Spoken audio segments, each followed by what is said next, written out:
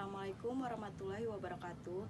Perkenalkan, nama saya Suci Ramadhania dari Manajemen Pagi semester 2. Di sini saya akan mempresentasikan mengenai perseroan terbatas. Yang pertama, apa itu perseroan terbatas? Perseroan terbatas adalah suatu bentuk perusahaan yang dimana modalnya terbagi atas saham-saham dan tanggung jawab dari para pemegang saham perseroan terbatas berdasarkan pada jumlah saham yang ia miliki. Adapun alat-alat perlengkapan dari organisasi PT yang diantaranya seperti direksi, komisaris, dan rapat umum para pemegang saham. Di dalam PT pasti mempunyai kelebihan dan kelemahan. Yang pertama kita akan menyebutkan kelebihannya. Kelebihannya yaitu masa hidup perusahaan dapat terjamin secara kontinu.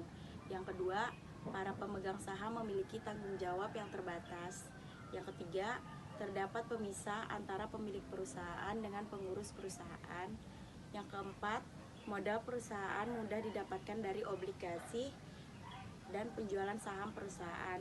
Yang kelima, tidak terlalu sulit dalam mengadakan pengalihan pemiliknya dan lain-lain. Di mana ada kelebihan, di situ pasti ada kelemahan, dan kita akan menyebutkan kelemahannya sekarang.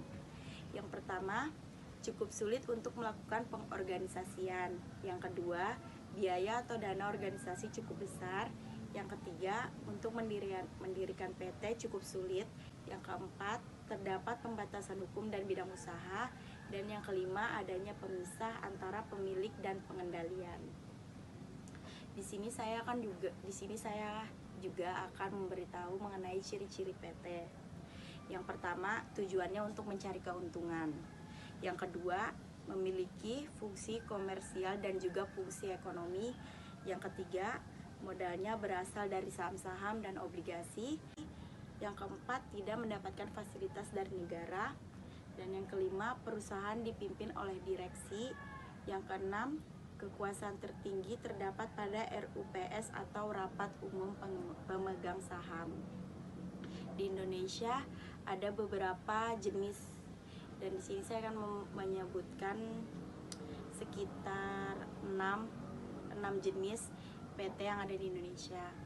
Yang pertama PT terbuka, yang kedua PT tertutup, yang ketiga PT domestik, yang keempat PT perseorangan, yang kelima PT asing, dan yang terakhir PT umum atau PT publik.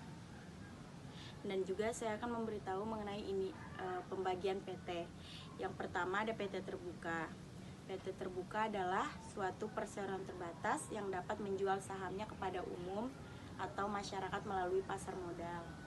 Yang kedua PT tertutup. PT tertutup adalah perseroan terbatas yang dimana modalnya berasal dari orang-orang tertentu, seperti misalnya pemegang saham dari perusahaan tersebut hanya dari keluarga dan kerabat, ataupun dari kalangan tertentu dan tidak menjual kepada masyarakat umum atau masyarakat luar. Yang ketiga PT kosong. PT kosong adalah perseroan terbatas yang telah memiliki izin untuk melakukan usaha maupun izin lainnya, akan tetapi tidak ada kegiatan. Itu saja yang dapat saya presentasikan dalam presentasi saya kali ini. Sekian dari saya ucapkan terima kasih. Wassalamualaikum warahmatullahi wabarakatuh.